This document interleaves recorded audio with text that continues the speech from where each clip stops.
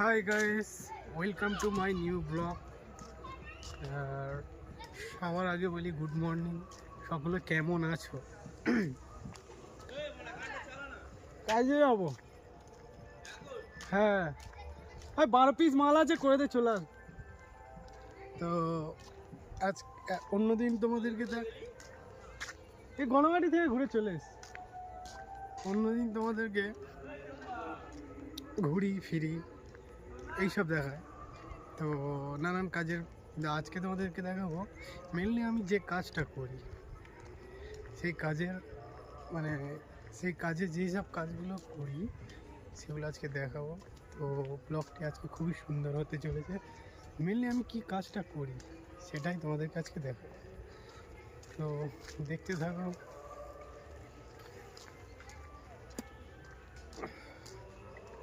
আরেকটা কথা, যে আমাদের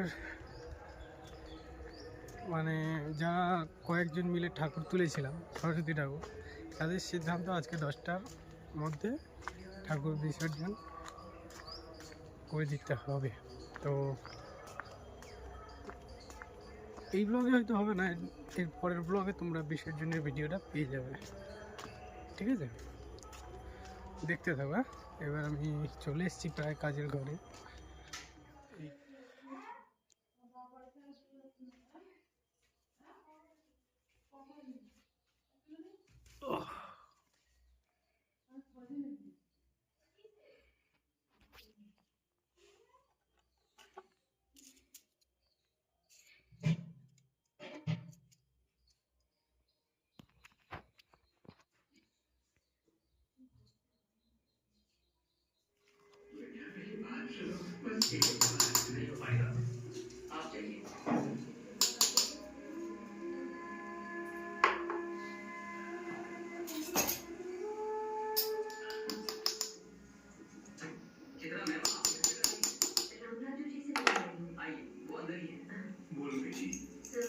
सिंघम पालन के लोगों ने हमारी कंपनी का एग्रीमेंट कैंसिल कर दिया है।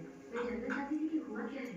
अब जानने के लिए बहुत देर हो। हर साल की तरह इस साल भी भीष्मा कंपनी को सारा माल ट्रक में लोड करके भेज दिया गया था और किसान पैसे का इंतजार कर रहे थे। उसके अगले ही हफ्ते दूसरी कंपनी ने और ये कहा गया कि सारे माल में किसानों की तरफ से मैं भीष्मा कंपनी से बात करूंगा, सब ठीक हो जाएगा। मैं बात करता हूँ। राम राजी जी, पहली गलती से आपका क्या मतलब? किसानों का कितना नुकसान हुआ है? मैं तो ये गुस्सा पी जाऊंगा, लेकिन ये किसान चुप नहीं बैठने वाले।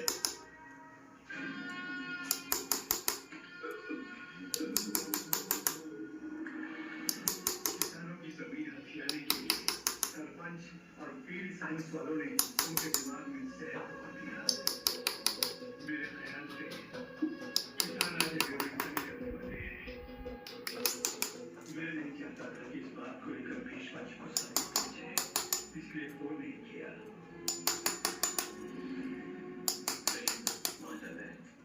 तुम बाहर जाकर बैठो।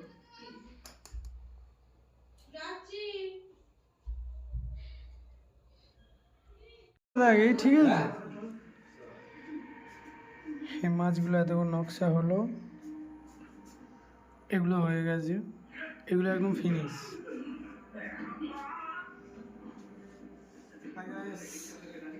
তখন তো মাছের নকশা করছিলাম, কাজ ওইটুকুনি ছিল, মানে মাছ কটা নকশা করে চলে আসা কাজ ছিল।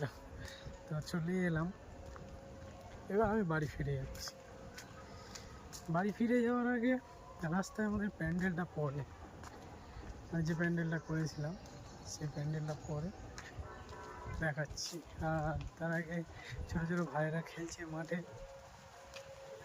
এই তো, এ ভাই, নাইট ডিউটি করে ঘুমাচ্ছিস? আরেকজন আসছে, এই যে আমাদের পাড়ায় অনেকগুলো বেবি ডগ হয়েছে।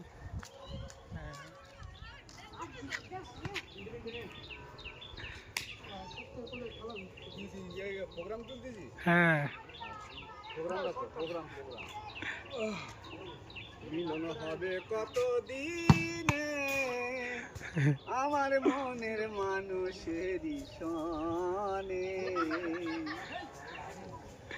চাত গৌরায়নের নিশি বসে আছে কালো শশী আমি হব বলে চরণ দাসী হব বলে চরণ দাসী ও তার হয় না কপালে গুনে আমার মনের মানুষেরই সনে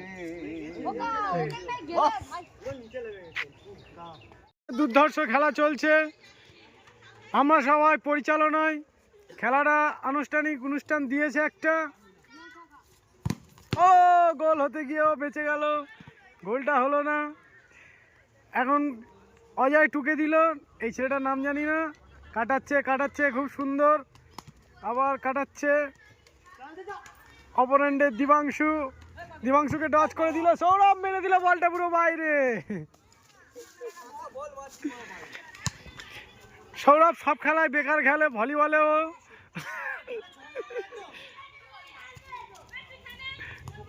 আবার সুন্দর খেলা, সুন্দর গোল, সৌরভ নিজের গোলে নিজে গোল দিয়েছে, এখানে কিচ্ছু বলার নেই।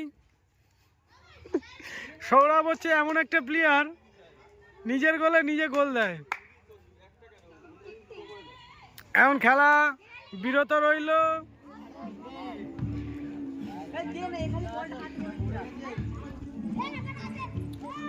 বাচ্চারা এখন স্পোর্টসের জন্য তৈরি হচ্ছে, মানে দাঁতটা কাটা হচ্ছে, হওয়ার পরে একটু পরে মানে বিকাল থেকে স্পোর্টস শুরু হবে। আজকে ব্লগটা অন্যরকমই হবে, সত্যি বলছি আজকে ব্লগটা অন্যরকমই। পাড়ার সবাই ছেলে মেয়ে সবাই মিলিয়ে সব এখানে খেলা হবে, স্পোর্টস হবে, এখানেও খেলা হবে। এই তো কি এইটা কি একবার হাস, ওই মুখটা দেখো, একবার হাস, দেখা হেসে দে, একবার হেসে দে। বাচ্চারা এটা করছে, তারপর ব্লগ দেখতে থাকো, আরো সুন্দর সুন্দর খেলা আজকে দেখতে পাবো। তারপর